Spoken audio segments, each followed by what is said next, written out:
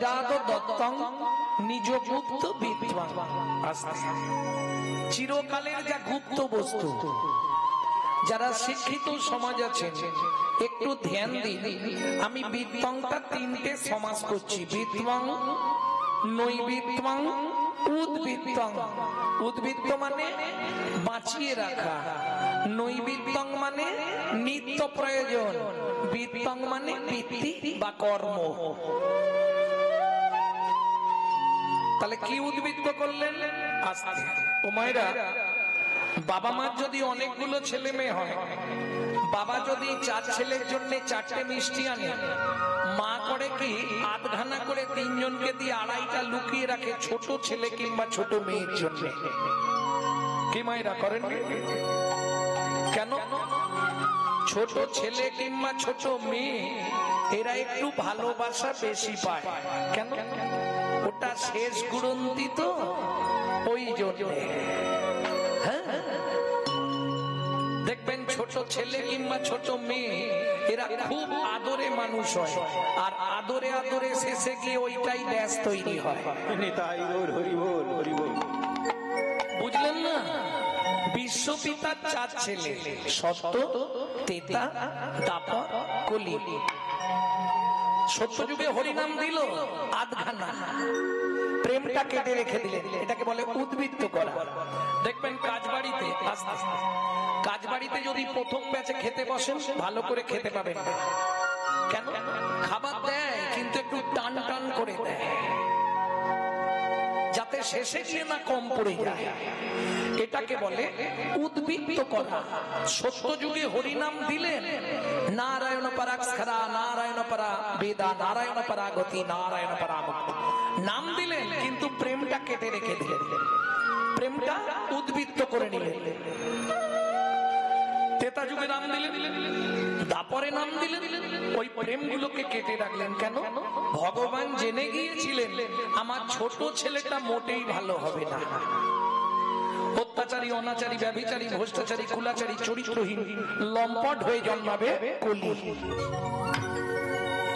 যার জন্য তিনি আগে থেকেই প্রেমটা উদ্বৃত্ত করে রেখেছিলেন। এইবার বলি, কাজ বাড়িতে যদি মাল উদ্বৃত্ত হয়, রাখা হয় কোথায়? আপনারা কি বলে? ইংলিশে বলা হয় স্টোর রুম, বাংলায় আমাদের গ্রাম্য ভাষায় বলা হয় ভাড়ার ঘর। আপনারা কি বলেন? ভাড়ার ঘর। তাহলে একই আছে। তাহলে চলুন, চৈতন্য মহাপ্রভুর ভাড়ার ঘরটা কোথায় ছিল? ছিল গোলকে, এলো এলোকে, ছিল গোলকে, এলো এলোকে। ও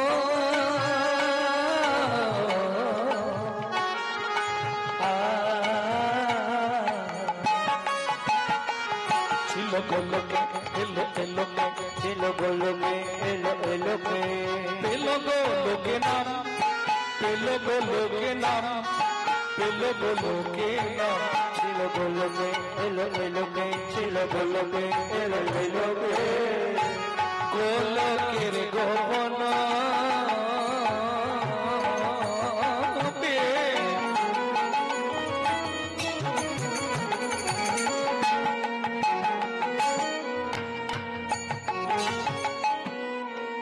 করিবারে না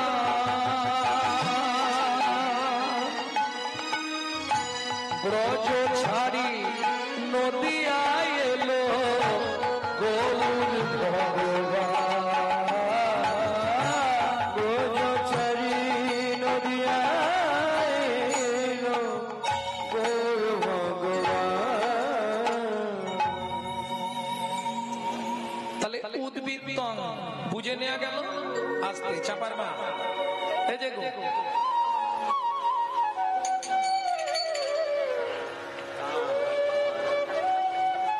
হরিভক্তি বিলাসের 773 পৃষ্ঠা পড়বে। সারা রাত হরিনাম শুনলে 25 ভাগ পুণ্য সঞ্চার হয়। হরিবাসরে একটা আন কথা বললে 75 ভাগ মহাপাপ হয়। 2 টাকার পুণ্য কিনতে এসে 10 টাকার পাপ কিনে নিয়ে বাড়ি যাবে, লাভ কি হবে? কথা বলাই যাবে না। প্রভু কহে আন কথা কর্ণে না শুনিবে, আন কথা কহে যে তার মুখ না দেখিবে। ভক্তি বিনোদ ঠাকুরের একটা ভজন ছিল না, যার মুখে ভাই হরি কথা নাই তার কাছে তুমি যেও না, যার মুখ দেখি ভুলে যাবে হরি তার মুখ প্রাণে চেয়েও না। জয় রাধে। ভক্তমন্ডলী ভক্ত একটু শোনো, 5 মিনিট আমাকে দাও, সারাদিন দিয়েছো 5 মিনিট আমাকে দাও, আমি ফেবিকুইক লাগিয়ে দেবো। 5 মিনিট একটু মন দিয়ে শোনো, কথাগুলো কাজে লাগবে। জীবনে বেঁচে থাকতে গেলে কথাগুলো ভীষণ কার্যকরী। তাহলে উদ্বৃত্ত মানে বাঁচিয়ে রাখা, উদ্বৃত্ত শেষ করলাম। দ্বিতীয় সমাজ কি ছিল? নৈবিত্তং। আমাদের নিত্য প্রয়োজন কি না, বেঁচে থাকতে গেলে 4টে জিনিসের প্রয়োজন। কি কি 4টে জিনিস? আহার, নিদ্রা, বিহার, মৈথুন। এখন দুটো যদি আমরা বাদ দিয়ে দিই, দুটো হলেও বেঁচে থাকবো, কিন্তু দুটো কম্পালসারি চাই, আহার, নিদ্রা। তাই তো, খেতে হবে আর ঘুমাতে হবে, একদম বাংলা কথা, নালে বাঁচবো। এইবার বলি, আমরা যে ভাত ডাল তরি তরকারি গুলো খাই, এতে কিসের জন্য খাই? শরীরটাকে হৃষ্টপুষ্ট রাখার জন্য। কিন্তু এটা কি জানেন, এই যে আপনি হাঁটছেন, ও কথা বলছে, সে চোখ নাড়ছে, সে হাত নাড়ছে, ও পা নাড়ছে, ভেতরে একজন বসে অর্গানাইজ করছেন, তিনি কে? আত্মা রাম। তিনি কিন্তু এই জড়জাগতিক খাদ্য খাবার খায় না, তার খাবার হলো বিশুদ্ধ হরি নামামৃত সুধা রস। প্রশ্ন হবে, বাবা গৌরাঙ্গ তুমি বিশুদ্ধ বললে কেন? ভক্তমন্ডলী ভক্তিমতী মায়েরা, ডক্টর বিধানচন্দ্র রায় বলতেন, দুধ খেলে শরীরের 32 রকম ভিটামিন জন্মায়, কিন্তু দুধটা যদি বিড়ালের মুখ দেওয়া হয়, ভিটামিন জন্মাবে? ও তো ডিপথোরিয়া হয়ে মরবে। এটা বুঝতে হবে। হরিনাম শুনলে জীবের কল্যাণ হয়, এটা সত্য, কিন্তু যাত্রার মুখে নয়। আচারী ভক্ত বৈষ্ণবের মুখে ছাড়া হরিনাম শোনা যাবে না। কি হবে বললে, শোনো ভাই, অনাচারী ব্যক্তির মুখে হরি কথা শোনা সর্প উচ্ছিষ্ট সমদুগ্ধ। সাপের এঁঠো করা দুধ খেলে যেমন বিষক্রিয়া হয়, ঠিক তেমনি অনাচারী ব্যক্তির মুখে হরি কথা শুনলে হয়তো আনন্দ হবে, কিন্তু তোমার ভেতর বিষক্রিয়া হবে। সারা রাত হরিনাম শুনবে, সকালে গিয়ে শাশুড়ির সঙ্গে ঝগড়া বাঁধবে। লাভ কি হবে? এটাকে বুঝতে হবে। ভক্তমন্ডলী ভক্তিমতী মায়েরা, তাহলে নৈবিত্য আমাদের নিত্য প্রয়োজন কি? চলুন, চৈতন্য চরিতামৃত যখন লিখছিল কৃষ্ণদাস কবিরাজ গোস্বামী ঠাকুর মহাশয়, মহাপ্রভু তাকে স্বপ্নাদেশ করলেন, কৃষ্ণদাস প্রভু, জীবের নৈতিক কর্তব্য কি, এটা তুমি 6টা লাইন একটু মোটা করে লিখে দাও। দেখবেন চৈতন্য চরিতামৃত খুললে আদি লীলায় 6টা লাইন একটু মোটা করে লেখা থাকে। মহাপ্রভুর আদেশ, নিত্য ভেতরের লোকটাকে খাবার দিতে হবে। ভেতরে যিনি আছে তাকে খাবার দেবো কি করে? বললে শোনো, 7 5 মিলি নিজ দাঁড়িতে বসিয়া, 7 5 মিলি নিজ দাঁড়িতে বসিয়া, কীর্তন করো সবে করো তালি দিয়া, কীর্তন করো সবে করো তালি দিয়া। আমি এখন গাইতে বলি, ও মহাপ্রভুর আদেশ এটা শোনাচ্ছি। প্রভু কি গাইব? 16 নাম 32 অক্ষর হয় মহামন্ত্র, 16 নাম 32 অক্ষর হয় মহামন্ত্র, যাইয়া গৃহেতে জপ হইয়া স্বতন্ত্র, যাইয়া গৃহেতে জপ হইয়া স্বতন্ত্র। আচ্ছা প্রভু, আমরা তো গৃহী লোক, আমাদের জন্য কোনো নিয়ম আছে? মহাপ্রভু বললে শোনো, খাইতে শুইতে নাম লবে যথা তথা, খাইতে শুইতে নাম লবে যথা তথা, স্থান কাল নাই নিয়ম বিধি তথা, দান কাল পাত্র নাই নিয়ম বিধি তথা, সময় পেলেই গাইবে, সময় পেলেই গাইবে, সময় পেলেই গাইবে, সময় পেলেই গাইবে, বলি কৃষ্ণ নামে মহামন্ত্র, সময় পেলেই গাইবে, তোমার নাম কামনা দূরে যাবে,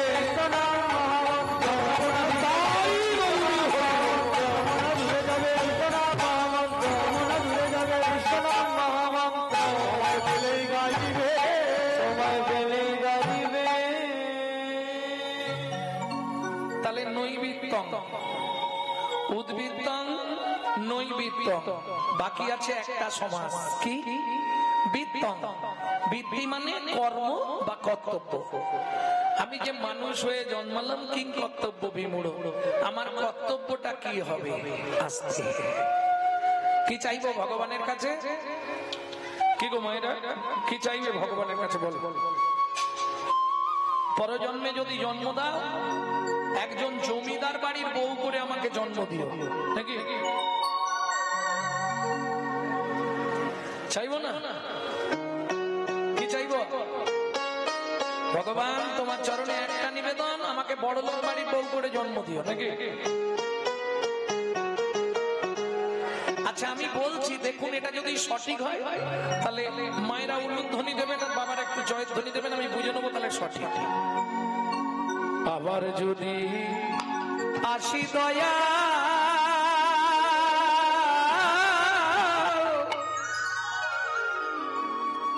এ ভব সংসারে,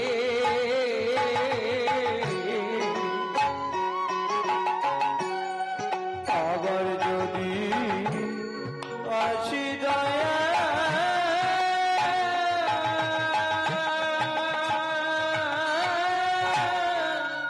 এই সংসারে,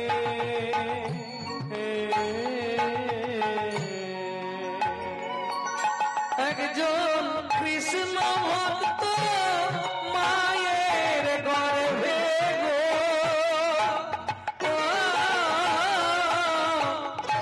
জন্ম দিও মোরে, তাই গৌর হরি বল। মায়ের গর্ভে জন্ম দিও মোরে। ও মায়েরা বলুন, চাওয়া ঠিক আছে তো না ভুল টুল কিছু হলো? এটাই চাইবো তো? বাহ, এপাড়া কি বলছে? এটাই চাইবো তো? বেশ। এই শোনো ভগবান, আমাকে এ জন্মে ব্রাহ্মণ করেছো, পরের জন্মে আর যেন ব্রাহ্মণ বলে জন্ম দিও না। কেন? আমাকে কোনো নিচু শিডিউল কাস্টে জন্ম দিও, হাড়ি মুচি জম কেওড়া বাগদি। আমি দিন রাত বলি, আমি কেন জানো? আমি মুচি হইয়া সুচি হব, মুচি হইয়া সুচি হব, গাইব তোমার নাম,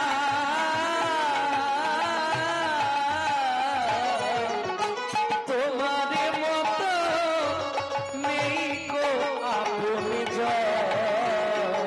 দয়াল তোমার মতো নেই কো আপন জন। দয়াল তোমার মতো নেই কো আপন জন। প্রতি বছর লক্ষ্মী পুজোর পর কালী পুজোর আগে এর মাঝখানে একটা অষ্টমী তিথি পড়ে, যে অষ্টমী তিথিটাকে বলা হয় বহুলা অষ্টমী। শাস্ত্রে নির্দেশ, এই বহুলা অষ্টমীতে কেউ যদি রাধা কুণ্ডে স্নান করে, তাকে রাধার সমান প্রেম কৃষ্ণ দান করে। তা সারা বছর তো কীর্তন করি, এই বহুলা অষ্টমীতে প্রতি বছর আমি রাধা কুণ্ডে যাই। এবছরও গেছি, প্রায় 7 থেকে 8 লক্ষ লোক হয়েছিল। এক ভদ্রলোক অনেকক্ষণ ধরে পিছন দিকে ঠেলছে, রাত্রি 12টায় স্নান করতে নামবো, এখন পিছনে ঠেলছে, যদি মুখ থুবড়ে পড়ে যাই বাঁচা যাবে না, যা লোকের ভিড় আছে, ও পা তুলে চেপটে দেবে। আমি আমি বললাম দাদা আপনি এক কাজ করুন, আপনি আগে যান, আপনি আগে স্নান করুন, আমি পরে করে। আপনি অনেকক্ষণ ধরে আমাকে শুধু ঠেলছেন, যান আপনি আগে যান। বলছেন না না, আমি আপনাকে ধরেই স্নান করব। আমাকে ধরে কেন? সত্যিটা বলি, বলুন। আমি দু চোখেই দেখতে পাইনি। দু চোখে দেখতে পাননি না? কোথা থেকে আসছেন? কৈলাস থেকে। কৈলাসের কাছের গ্রাম। ওই অত দূর থেকে আসছে রাধাকুণ্ডে, দু চোখ ম্লান, দু চোখেই দেখতে পায় না। কি করে সম্ভব হয়?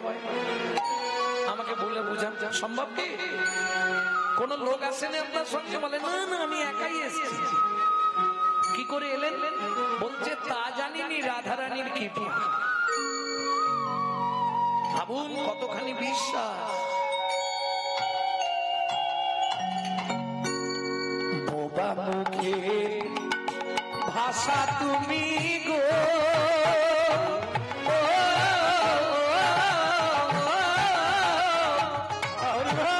অন্ধেরি আলো। বোবা মুখে ভাষা তুমি গো,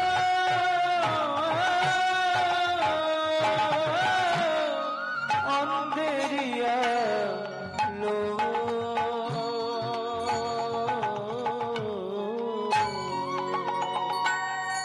বোবা মুখের ভাষা তুমি গো।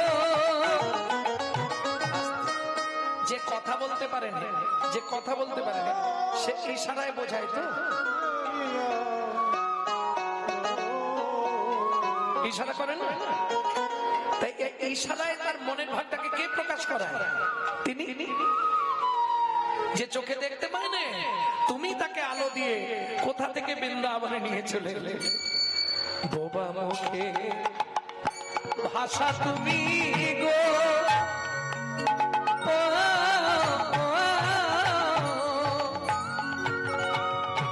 অন্ধেরি আলো। তোমার রুনা দয়াল তার উপরে ঢালো। এ জগতে যার ছেলে পুলে নেই, সে যদি তোমাকে বিশ্বাস করে, তোমাকে সন্তান জ্ঞানে সেবা করে,